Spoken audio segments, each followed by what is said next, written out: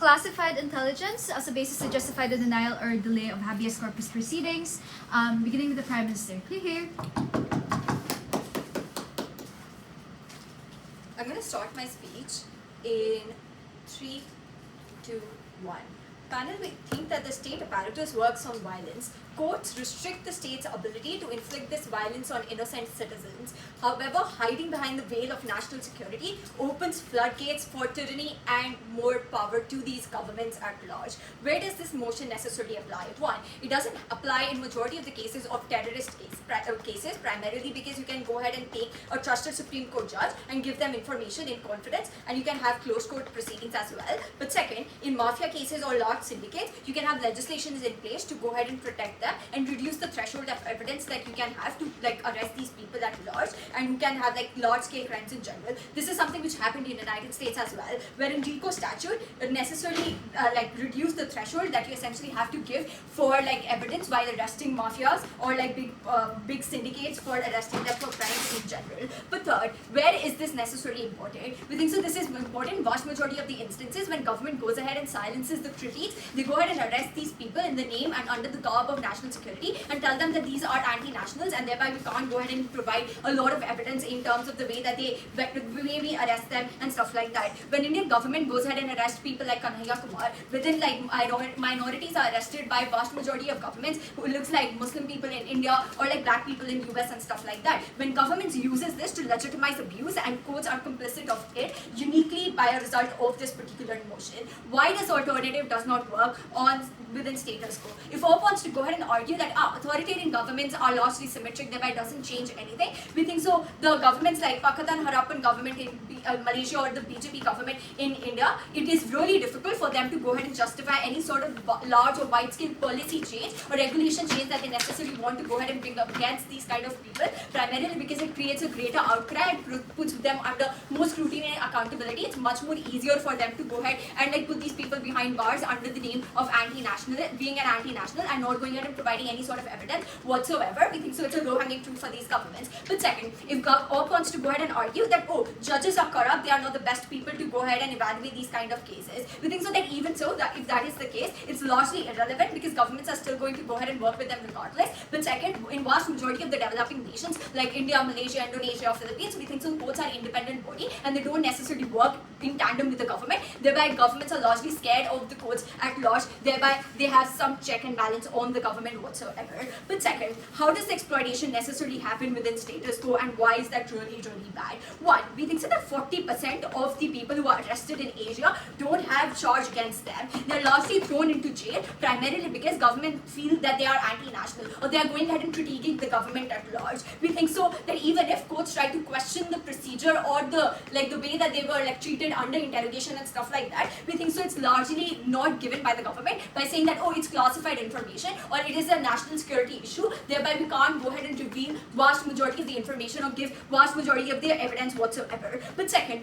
the way that the evidence collection necessarily happened with these people is really bad because they go ahead and plant fake evidences in terms of having arrest of these people who go ahead and talk things against the government whatsoever. We think so the threshold for scrutiny of these evidence is really in hell on side opposition, primarily because you can't go ahead and now scrutinize the way evidence was collected or the legitimacy of that evidence whatsoever, primarily because governments can get away by saying that this is a national security issue and they were being anti-national whatsoever. But third, we think so there is massive manipulation that happens with these people who are arrested as well, that essentially looks like locking them away from legal representatives, not informing them of their legal rights whatsoever, and going ahead and torturing them within interrogation procedure, etc., etc. Why does government have incentive to go ahead and do all of this? One, we think so they want to go ahead and build greater stigma for critics within the country at large, primarily because if they are able to put people behind bars for speaking against the government, they're able to portray to the people that they are anti-national and thereby you should not go ahead and engage in any sort of practice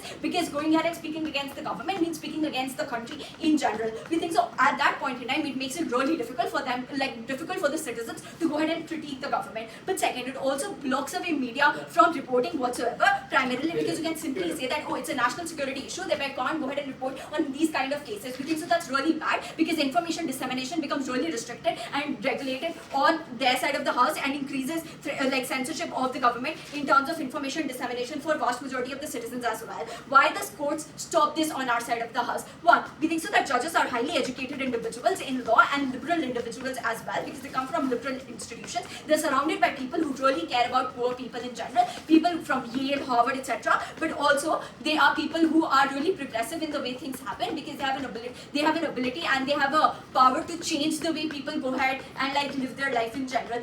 Like the CGI in India is literally the most progressive individual you can find within the country. But second, like judges really care about what their legacy is essentially is, what kind of court judgments they are necessarily given, and what their peers really think about them. Oftentimes these peers can have different political ideology, they can be conservative, they can be liberal in general. They were the only common way for them to go ahead and evaluate or leave behind a good legacy is if they are able to conform to the law whatsoever and what the legal system necessarily talks about within that particular country. They were likely going to go ahead and do it within the legal framework of that particular country at large before they got taken. In your world, does the classified information just has to be asserted, say this is a national security issue, or do they have to show proof that this is a national security issue? Of course, they'll have to give out evidence in terms of why is it like a national security issue whatsoever, and the way that you like conducted the proceeding in general. That's up for the judge to decide.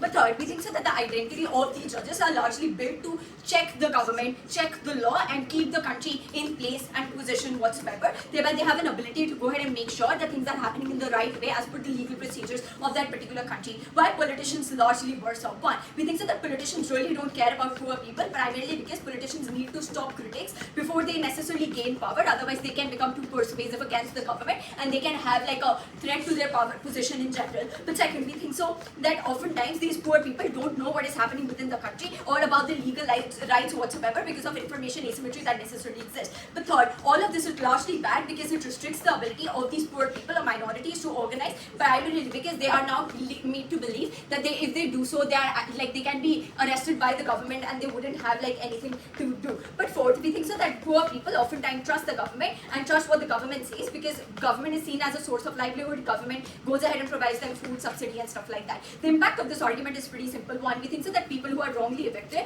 like arrested on their side of the house, are humiliated in front of their community. They are like it's a horrific impact on their family and their loved one as well. But second, we think so jail in general is really bad because of gangs, of the kind of conditions that you generally live in, and you are necessarily tortured by the state apparatus as well. We think so when your life is contingent on like the kind of procedure that you go through, it's important for you to have like proper proceeding.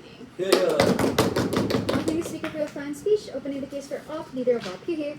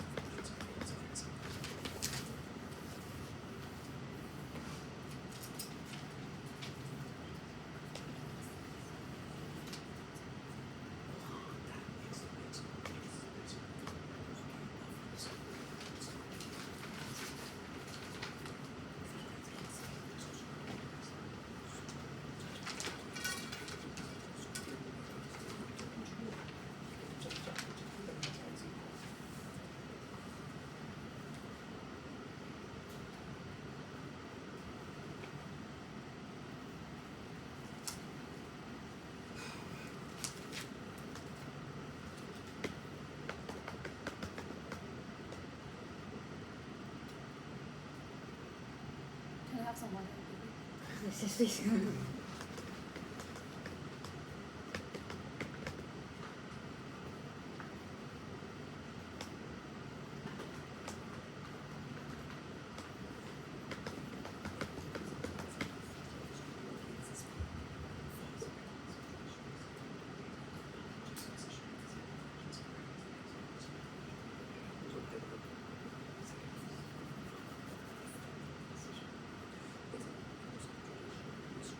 starting my speech in 3, 2, 1.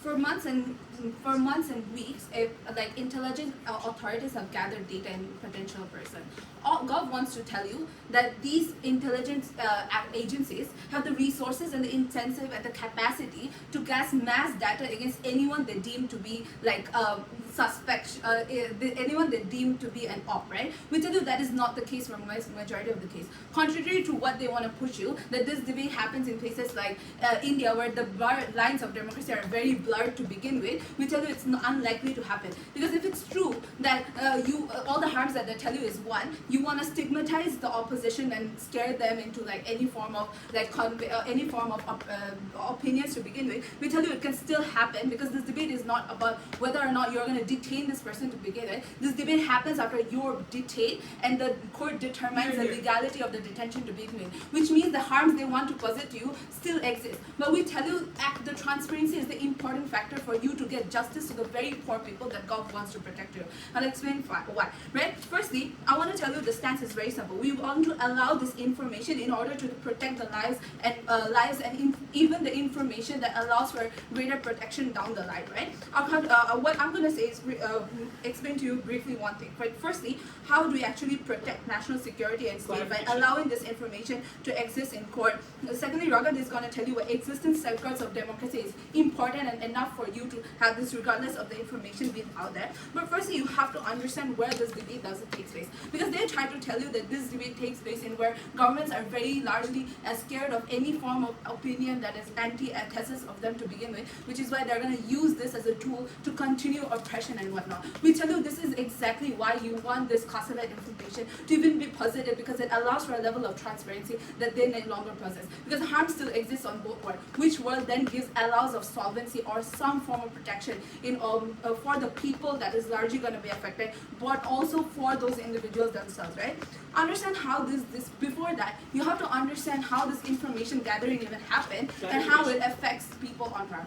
Understand that even contrary to popular belief, these agencies act on very restricted amount of resources to begin with, which means the amount of people that are going to get resources is not going to be everyone, right? Maybe they do have some level of information about you and me, your average Joe, but the large amount of information that they gather are people that are very highly suspected. What does it mean? It looks like things like terrorists, it looks like places like mafia. Even if they want to tell you that, oh no, there are actual safeguards in place, we tell you obviously there are safeguards in place, and we want secondary level of transparency in order to delay any form of like an event that happened. But thirdly, we tell you, even if it happens in places where some members of opposition party is getting gathered data, we tell you just by positing that amount of transparency, you can actually protect those people that are innocent as well, right?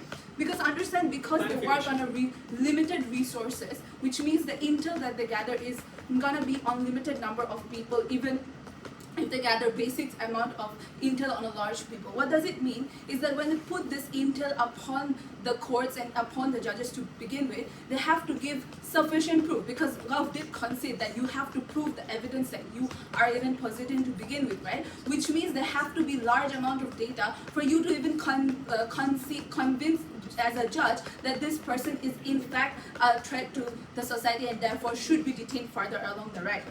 But then why is this debate should be then weighed upon? On the fact of urgency, because important, we do not allow very risky individuals to be let go onto the society, but two, on large of scale, how many people we actually protect. Because it shows you that these harms are not as widespread as they want to tell you, but secondly, these harms are also symmetric on their case, because the tools that they tell you are going to be used regardless of this information being classified or not. But we tell you the urgency and the scale precedes the harms to begin with, right? They tell you, oh, it's going to be harmed by delaying justice, but we think this happens in a very marginal number of cases, right?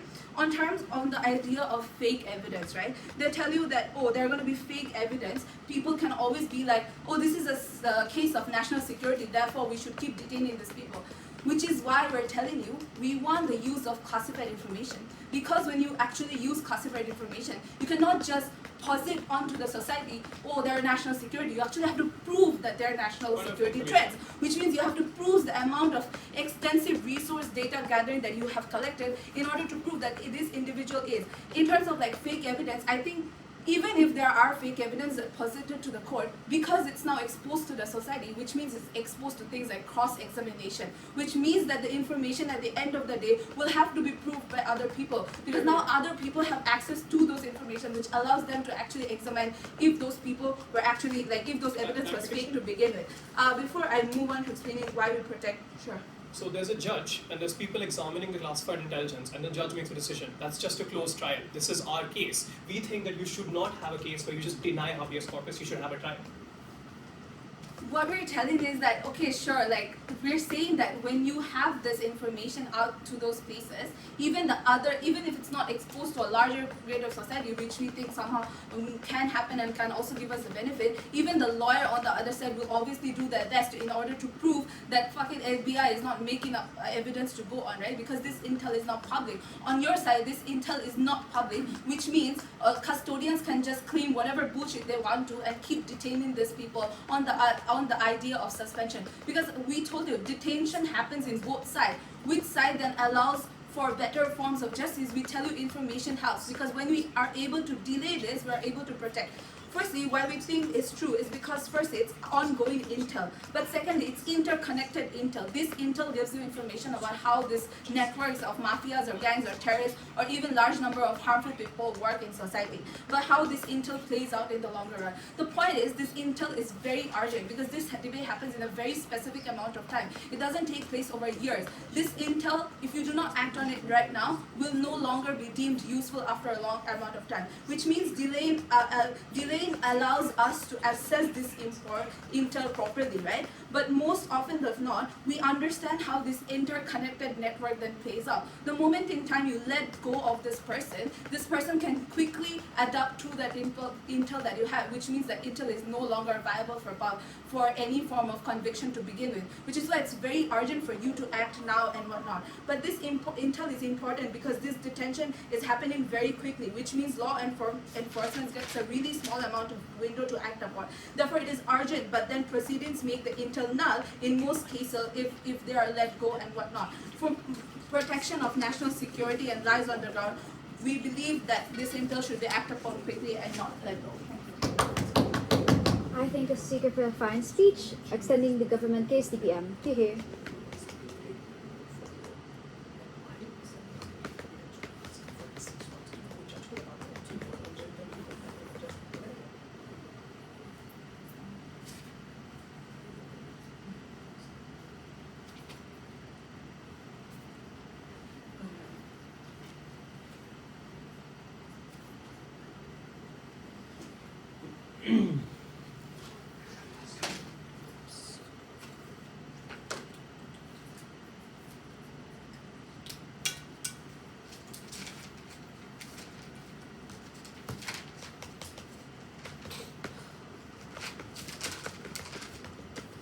Okay, this is Robin going as the DPM. Are you ready? Team ready? I'll take up your post 5th. I will be starting my speech in 3, 2, 1. Because we have a Philippines judge, so here is a Philippines induction pump. Rodrigo Duarte, father of Sara Duarte, is in the Philippines, has an ICC arrest because of massive human rights violations in his attempts to have a war on drugs. But for so many years, his power was unchecked because so many innocents were jailed without due process, without evidence, under the garb of classified information, and we on government clearly want to ban this. The first thing I want to prove is that why exploitation is very easy, because they say in the POI, you still have to show proof it is classified intelligence. This is true because of 4 structural reasons. Reason number 1, the bar of proof is very little by definition that it's classified intelligence because it is classified. Any attempt to prove it's classified can reveal important information, and hence the bar is very little for proof. Therefore, most judges don't actively argue against it. But secondly, it is tough for judges to rule against this plea because number 1, oftentimes judges actually follow judicial restraint. So oftentimes it is tough to set a precedent on what actually constitutes to be national security and what actually constitutes to be classified intelligence. Therefore, oftentimes there is a lack of interference in state policy. But second of all, judges are also risk averse. On the off chance it was actually classified, but they ruled against it, we think the implications can be bad for judges, it can be bad for the image. We think even the probability of that is unlikely, but just on the off chance it happens, there's a risk aversion incentive that judges generally have. The fourth mechanism is that oftentimes scrutiny is not allowed by the opposing lawyer, and therefore it is very easy for you to actually put fake evidence, primarily because oftentimes if the opposing lawyer is doing scrutiny, whether it is classified intelligence or not, it would require you to actually reveal a lot of information about this, which by definition you can't because it is classified. Therefore you don't allow the scrutiny of whether this evidence is fake or not, etc., etc. Therefore you actually get away with fake evidence on their side and don't get away with fake evidence on our side to begin with, right? This conclusively proves that exploitation is very easy and happens on their side. The second thing I want to talk about is their argument about agencies have little resources and often can't collect evidence and don't have the means to do so. The first response is that they never explain that if it is okay to violate the rights of people, because violation of habeas corpus is a human rights violation and is against the dignity of people. The logical extension of that is that if there's a resource crunch, you should take away all rights of people. Like you should have surveillance on every particular person's private life. You should literally completely not give particular person any due process at all if it is okay for you to do that, because the logic behind resource crunch is that we can't solve crimes. You can solve crimes by doing all of this. But second of all, as per the Blackstone principle of the CJS, it is okay for 10 guilty people to walk free, but not okay for one innocent to be jailed. The logic behind this principle is that the harm onto one innocent actually being detained is massive compared to guilty people walking free, primarily because this particular person, because the state failed to protect this particular person and put an innocent in jail. We think this is massive violation of this individual rights. But third of all, notice that we also can use classified intelligence. The nuance of this round is that we can't use classified intelligence as a justification to like violate habeas corpus right. So what this looks like on our side, you can use classified intelligence, but you can't use it as an excuse to violate the rights of people. This means you still have some burden to actually collect evidence in a legal manner, but you can still choose to not reveal information to the public. This mitigates the majority of the case to begin with, right? The next thing I want to talk about is that the issue with that is that they never explain if the use of this is more often than not used in good ways. Lavana's speech exclusively proves that oftentimes it is used for exploitation against people who are dissenters against the state, against people the state is very discriminatory towards like black people in America or for Muslim minorities in India. So oftentimes you use it to target these people, and oftentimes you use it in worse manners. The response is, but it is symmetric because the state does not like them on both sides. The issue is Lavana also talks about capacity. Oftentimes it is difficult for you to have the capacity to put these people behind bars on alternatives, primarily because on our side you actually need to follow the due process of law. You actually need to, if you don't have evidence, you need to put the person out of jail in 24 hours or whatever is the mandated time. This means following the due process of law is actually a good thing to begin with, right? Okay. Now the next thing I want to talk about is that why the police and the state is forced to follow the due process on our side. The first thing to say is that if it is found that habeas corpus was violated, then the existing evidence is deemed to be inadmissible by court, which wastes time and money and effort. So on our comparative, we think states are forced to follow the due process, which is good for the rights of people. But secondly, it is easy to prove that due process was violated because if you were tortured, you can show marks on your body. If you were denied to call your lawyer, you can show timestamps of calls that when they were made to check, because the bar of proof is quite easy.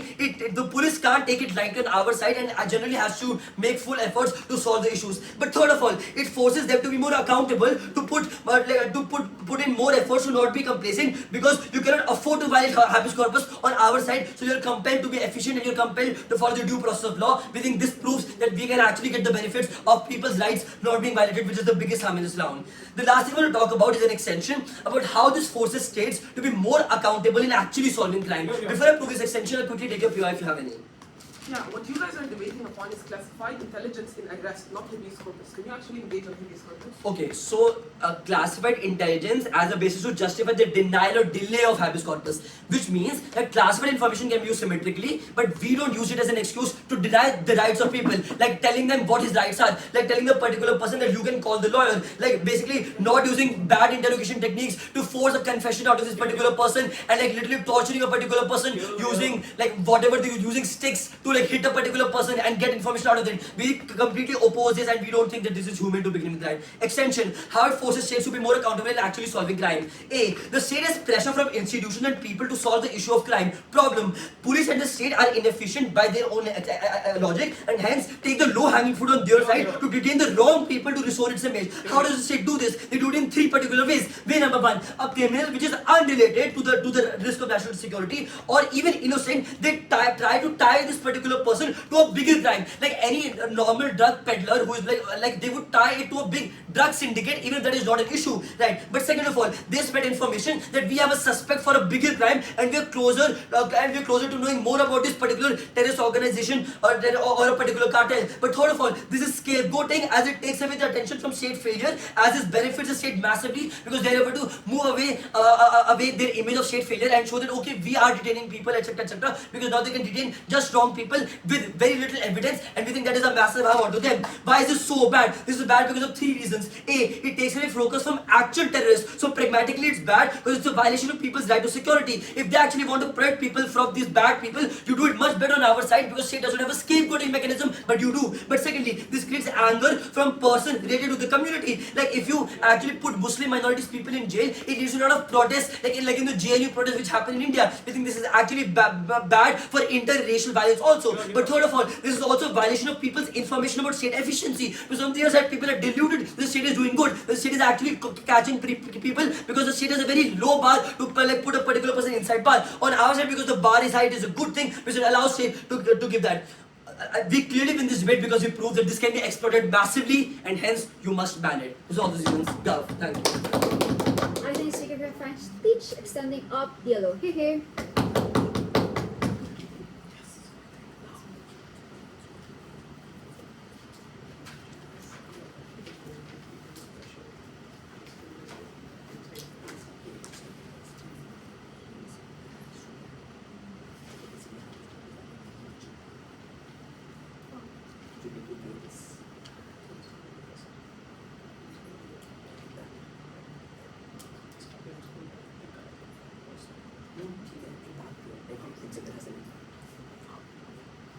Just a second, sorry.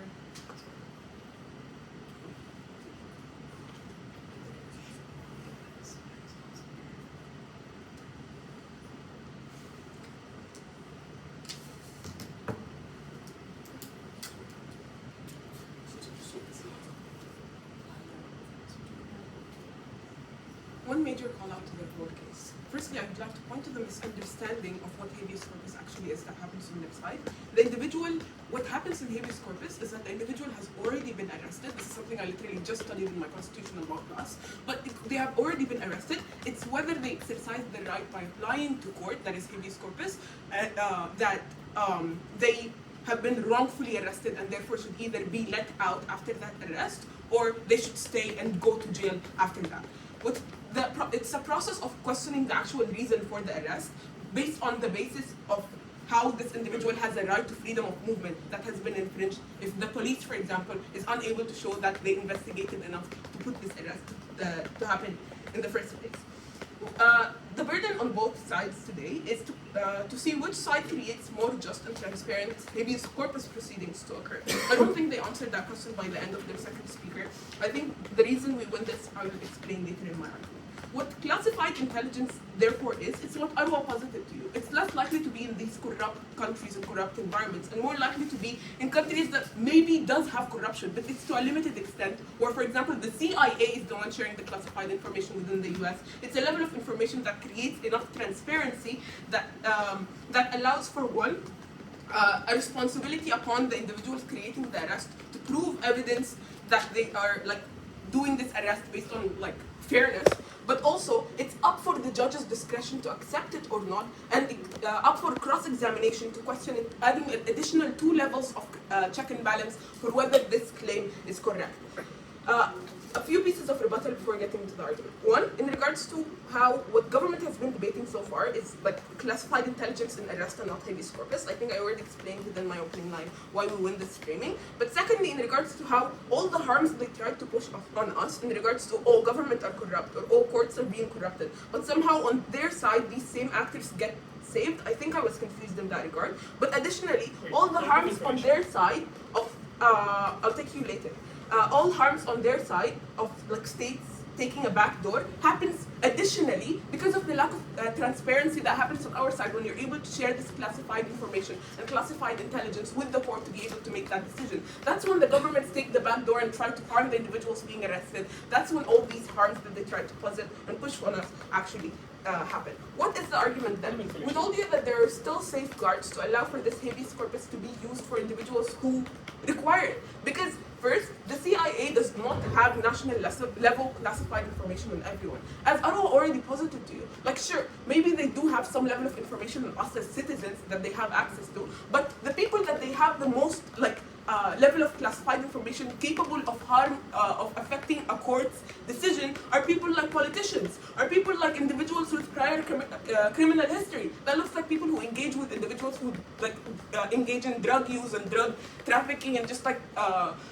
terrorism as well as just like child molestation. These are the information that the CIA actually cares about. They don't have enough resources to continue like having all this level of information capable of like affecting a court's decision in literally every single individual on the ground. So that means that the individuals who have been wrongfully detained can still claim habeas corpus without the fear of denial because they don't have that backing of a criminal history to begin with. If you have been wrongfully arrested, the CIA does not have classified intelligence that says you're a terrorist. It's more likely going to be like a very limited amount of information that allows you to be free and allows you to exercise your right to habeas corpus then.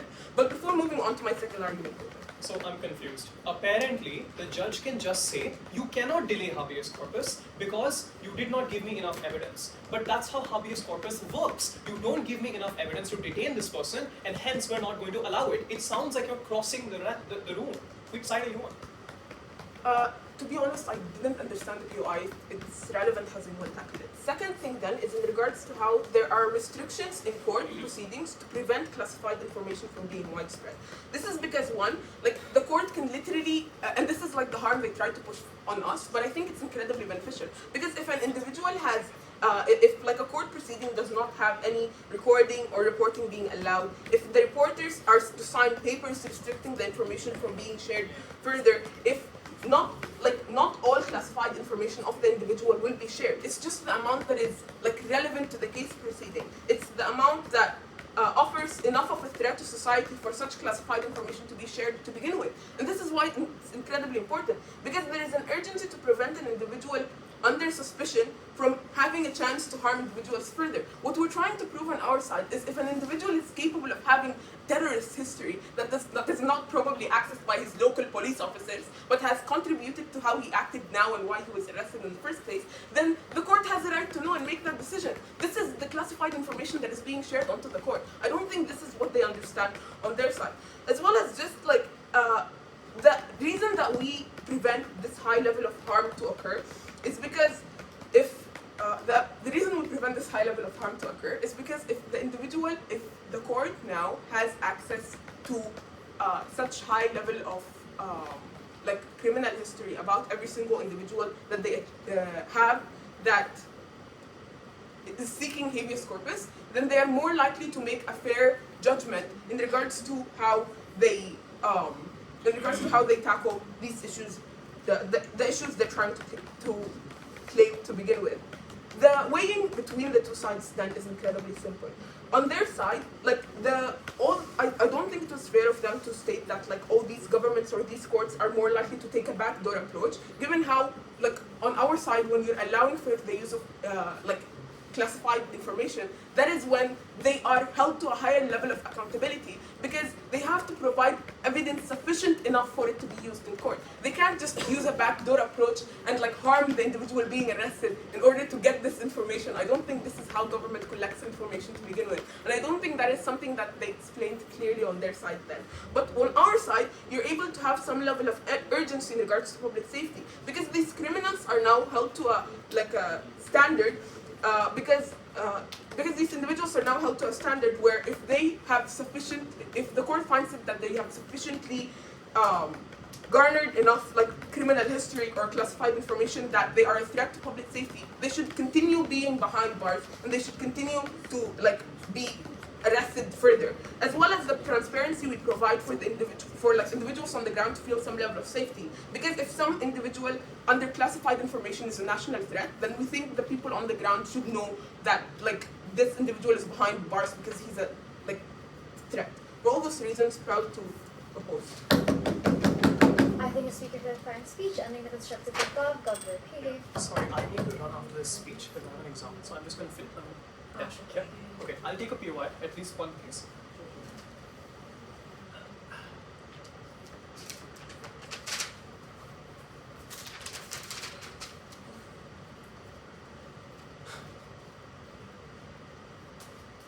Obama's drone strikes have killed more civilians than terrorists. Bush's war on Iraq is publicly known to be a falsified justification for violence against millions of people.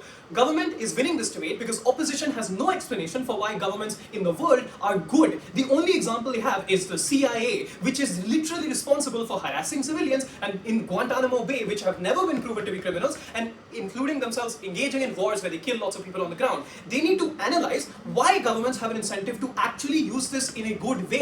The first thing I want to clarify is how this debate operates. Note, this debate is very confused because opposition doesn't want to deal with a comparative. First, it is incredibly easy to meet habeas corpus restrictions right now. The reason for this is because first, warrants are issued by judges into investigating people in their houses if you have any preliminary information. So you can simply tell the judge all the things that opposition just told you, which is, it's urgent, the person is talking to people in the criminal syndicate, we need to break in now, and most judges who are often either politically appointed or are working with attorneys and prosecutors who know that there's evidence behind this will give you that warrant. Second of all, the burden for habeas corpus is not the burden for conviction. The burden is just that they are threat enough to put them into jail. So detain them, because right now we need to put them into a court trial, otherwise it will cause violence. So you don't need to prove that much. You just need to prove the imminent threat that opposition says is supposedly very, very intuitive. But third of all, note, you have so many methods right now that the government can just push their claws into your life. They can use espionage into criminal syndicates. They can literally collect data from your private phones, which we discovered due to Snowden's leaks. We know that governments use things like the Pegasus program in India and in Israel to make sure they track people's chats and WhatsApp locations and messages with other people. The government has so much capacity to collect information on you that if they can and they want to, they can prove that you deserve to be detained. The implication of this, first, we do not understand why terrorists will not be detained on our side. We have no explanation for why that's the case. Second, we do not understand why mafia people could not be detained. There's also other things like, say, the paper trail of their financial crimes, the things that Lavanya told you, which they have conveniently ignored, which is legislation like the RICO statute that literally puts in specific burdens that are often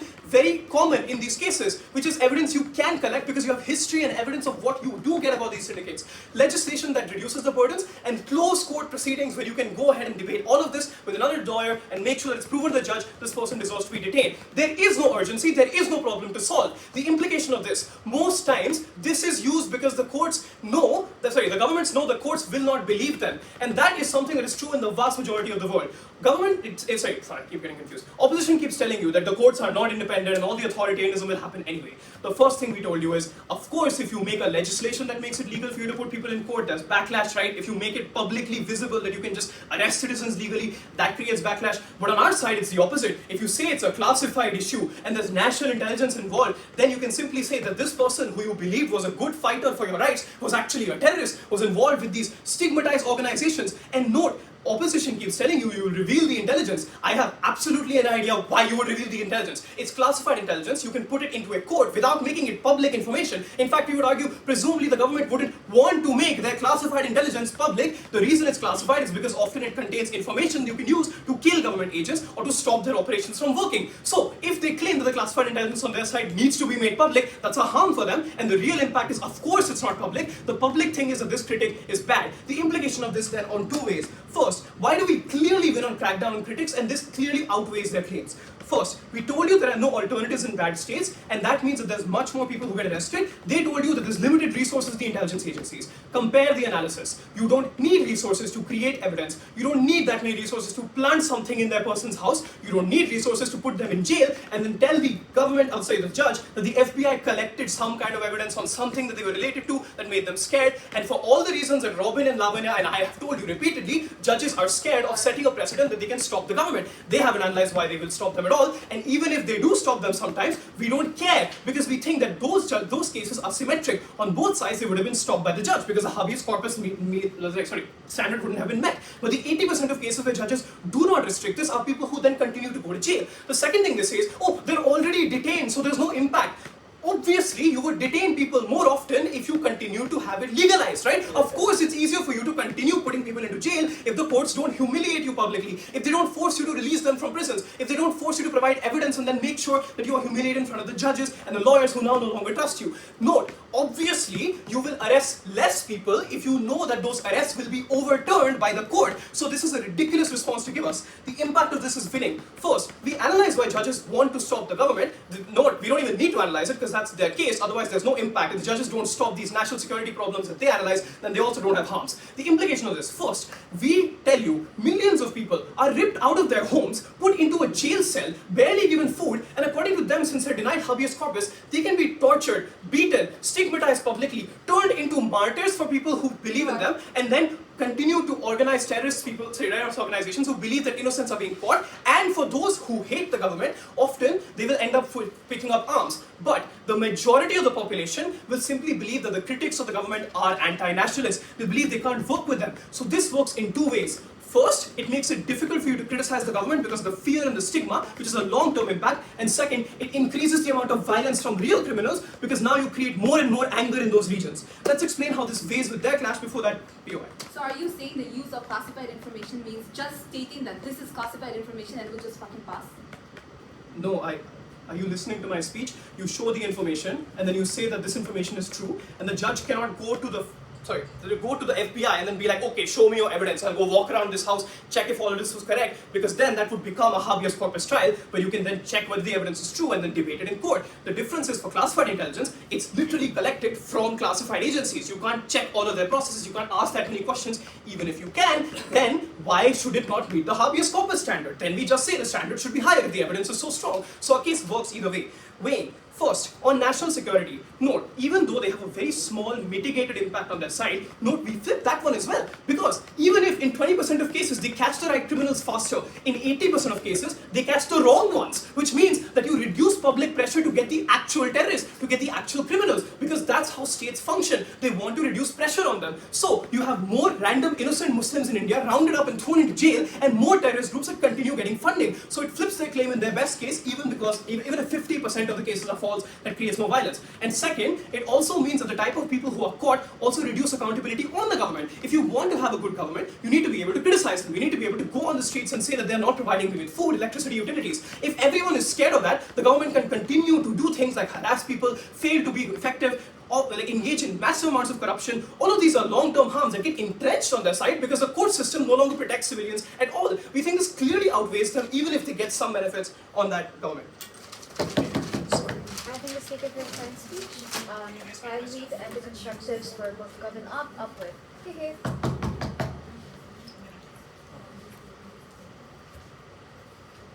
You have your room key, right?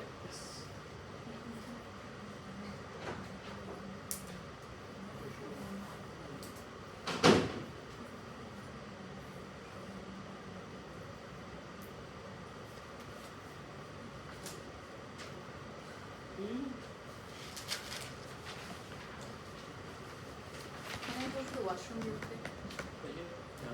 Yeah, do it. There's one over here. Oh, there's do it. Okay, I'll wait. You had an exam? Yeah, online exam. Oh, what the heck? If we had 3 rounds today, then we would have to add in person next. Jeez, guys. Oh yeah. It's okay, try to change that.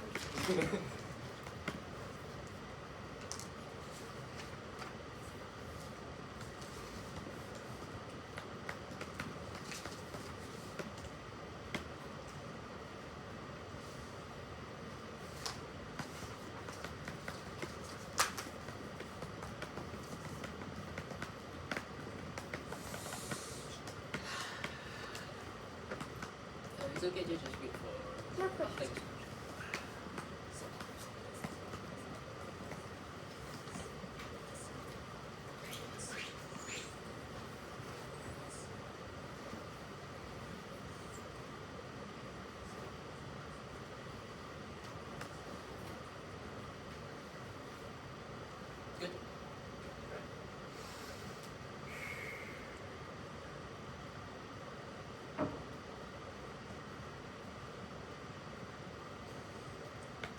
Chair, please don't be persuaded by the fancy rhetoric and all the matter they have when they try and propitiate the harms of how malevolent governments are going to abuse this process to try and put more of the dissenting voters or dissenting citizens in jail. There's two important characterizations that they miss out, panel. Number one is the fact that, firstly, there's a clear delineation of how this habeas corpus detention works. You are arguing on the fact that people are already put in detention and whether or not they should stay longer. But number two, and most importantly, how exactly do you prove this habeas corpus through classified information? We POI them multiple times, and the extent of this illustration is very simple.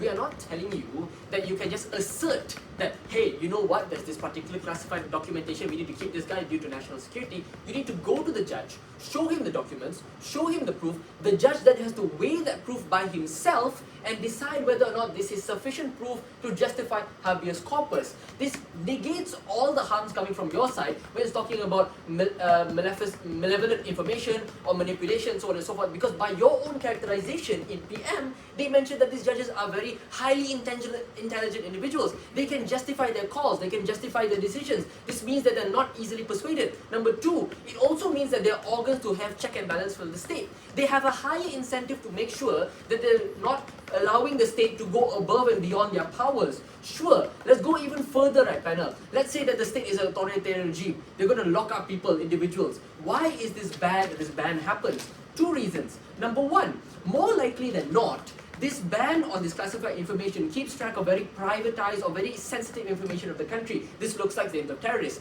drug trafficking rings, human trafficking rings, all these things that are not necessarily linked to individuals on the ground or your citizens, which means all the information that the police don't have, as in normal crimes or small thefty crimes that are going to charge your citizens with, or you miraculously makeshift information of, are only there within the intelligence agencies. This means, panel, and the conclusion then you can find is more likely than not, the only information that you have on these terrorists, on these drug traffickers, on all these individuals who have national security concerns are locked away in classified information and documents. So the only way you're able to keep these people under detention, to keep these people in jail and not allow them to go out free when they manage to prove their habeas corpus is to reveal those classified informations. By virtue of banning that panel, you allow all these criminal individuals who have high national security concerns to your states to run free. This is worse than on countries who are benevolent. The United States, Malaysia, when you come to European countries who are trying to track down and lock up these individuals, which they never engage in. They only engage in the worst case, where authoritarian governments are going to use this on their side. But sure, let's engage with them even further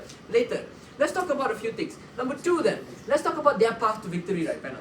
Their entire path to victory functions on, number one, evidence being manufactured. Number two, governments being harmful and going to lock up all the dissenting voters. Two reasons then, why this is inherently structurally untrue. Firstly, this locking up of all individuals is going to happen anyway. But sure, second, yes, in all aspects, they are going to be solved without any assertion of security. But even if there's authoritarian government, it's still good because the detention is going to happen anyway. You're going to have these people locked up anyway. But the key difference here, panel, is when the judge has no proof of this classified information and the people on the ground cannot justify it by saying, hey, you know what, there's this document, maybe then you can justify this person detained even more, is when they cannot fabricate it. Because two reasons. Firstly, their whole claim functions on now these intelligence agencies in India, in Pakistan, wherever, so on and so forth, now have to make up information about every single dissenting citizen that goes against the regime, make a documented list of their crimes, and justify those suddenly small crimes as huge national security concerns. They then try to mitigate this by telling you that, hey, you know what, they're going to link this particular individual to a major drug trafficking ring. Then, panel, they run into the problem of they have to justify this average Joe, which they say is going to be locked up, multitude of, being linked to all this one ring. When this doesn't make sense. In the logical links don't align when now you have these malevolent actors making false claims and a long draw process. At the end of the day, judge, you're going to find out that these judges in the high courts, for example, are going to find out something doesn't tally. Somehow all these individuals who somehow have something against your state are linked to these major national security concerns. Something doesn't make sense. And because they're intelligent individuals, like they mentioned, this is going to fall through and it's going to collapse their try to fabricate evidence under their side. But secondly then, let's talk about in their case only functions in when it's benevolent informations. This talks about how they're legitimized given the random decisions and reasonings. Two things. Number one, their entire case is trying to connect the arguments of these non-security threats being allowed to be detained further under their side. Why does this not work?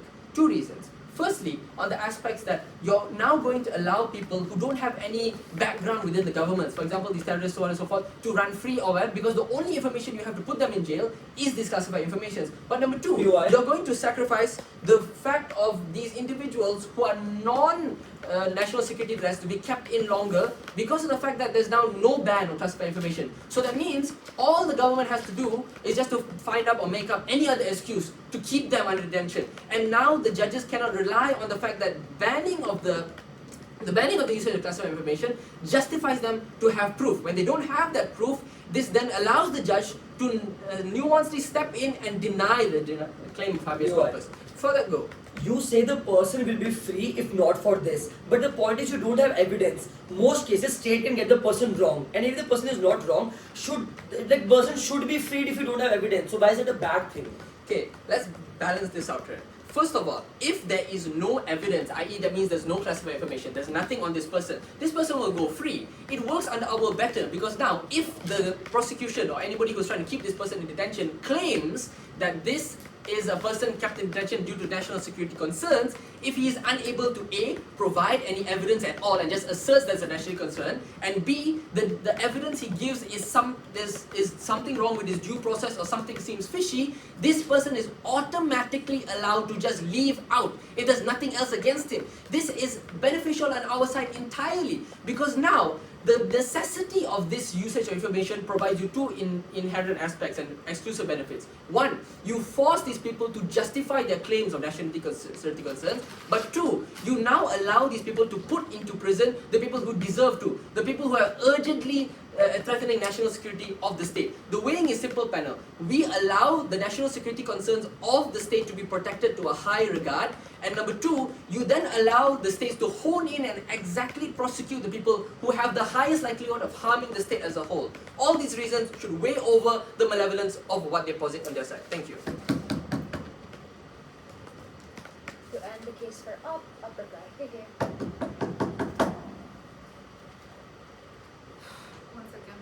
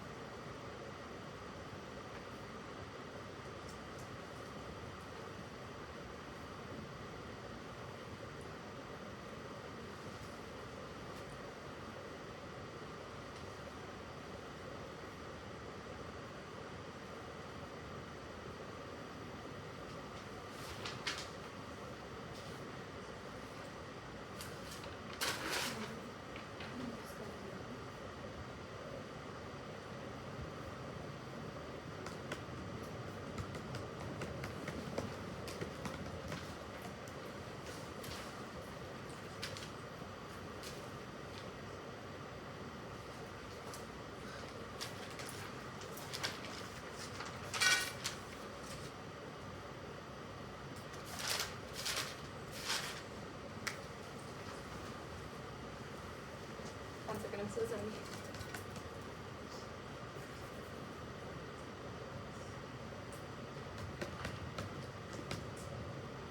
Okay. Starting my speech in 3, 2, 1. In absence of classified information, Osama bin Laden is just an average Joe in Middle Eastern, which is why when you actually have classified information, you're able to actually arrest and detain these terrorists. I'll just simply show you what happened from God's work, right? They tried to use logical assertion and to try to link state violence as being used as the only way, like states use the classified information the only way to crack down on violence. We showed you one, why is it likely true that states have other forms of method to actually crack down on civilians anyways, because detention can happen. The delta happens when you want to continue further detention or not. We tell you therefore this classified information helps us to A, ensure there is no bad detention or wrong detention, because you actually have to reveal fucking information instead of just positing to the world that they are sus. But two, it allows us to actually detain individuals who are fucking terrorists. What they sacrifice is absolutely no detention for terrorists and mafia cartel. The delta they want to show you, oh, there's going to be legislation that happens. In order for you to even execute the legislation, you have to detain that person, which doesn't happen under your work. I told you from the very beginning why this intel is so urgent in information, because this continuously changes when it's fucking terrorists, because they can just adapt on the next one, and therefore the intel is no longer relevant, which is why law enforcement have a very short window to act upon, which is why it's so urgent and so important, because it means you have more bomb attacks in places like South Asia where millions of lives are lost. You can no longer actually protect it. Even if Indian government wants to say there's a Pakistani terrorist, if that means that we actually detain a Pakistani terrorist being harming people, that's good, right? What they want to protect is no state violence. We told you it happens either way, and their path to victory is that use of classified intelligence leads to state violence, therefore we don't need it. We tell you that what they sacrifice is actual detention of actual terrorists and mafia legislators. They tell you legislation happened. In order to act the legislation, you need to detain it. And in the absence of classified information, there's absolutely no way for you to detain it, and I'll tell you why. First, they misunderstand what is the use of classified intelligence. They want to tell you the use of classified intelligence means I go to the court, tell them this is classified information, therefore it works. They posited from their PM that these judges are good, their judges are liberal enough and smart enough. If that's true, that means you cannot just posit and then run away, right? You actually have to give those intel to the judges and actually show that this intel works, which means that you have to show the intel enough to keep them longer than 24 hours. This is so important when it's actual terrorists, because the intel is overchanging. The moment you let them go, this intel is no longer relevant, right? Which means this intel is null in the longer run, which is why it's important to detain them for more than 24 hours so that you can act upon the intel and actually solve a fucking terror suspect in the country to begin with. But then second question is, will actual terrorists be detained? They say that, oh, legislation is enough. There's no point of legislation if you cannot even detain them, and in the absence of classified information where you cannot act upon the intel, habeas corpus no longer works, which means you have to let them go. Therefore, these terrorists have no other way, or there's no solvency for you to actually harm these terrorists. They say it's only 20%. Guess what? This 20% of terrorists or mafia cartels is the reason for mass levels of chaos in your government, in your country. They never show you any solvency on how to protect them. Will government use this to lock up people? Detention can happen both sides, because all the harms they say is that dissent will happen. People will keep arresting people in order to shut down opposition. Arrests can still happen. The debate is whether or not you want to continue this arrest, right? We tell you what happens when you use this classified information. In cases where info is made up, it allows for judges to see through or even cross-reference the information to begin with, because this information, even in a closed trial, is subject to scrutiny, right? But two, even if the judges, by PM's definition of judges being good people, that means judges can see through logical limbs of fake fucking evidences. And in absence of classified info, you can claim up absolute BS to crack down dissent further, right? Which means you can be like, I wanted to, therefore I fucking locked this up. I don't need to give classified information. It can still happen on the other side. In our side, we actually protect this, because absence of classified info, Osama bin Laden cannot be detained, and therefore they sacrifice actual terrorists and harm protects lives on ground, therefore we will. I think the speaker for a fine speech and planning to ends the debate. Gov reply. Here.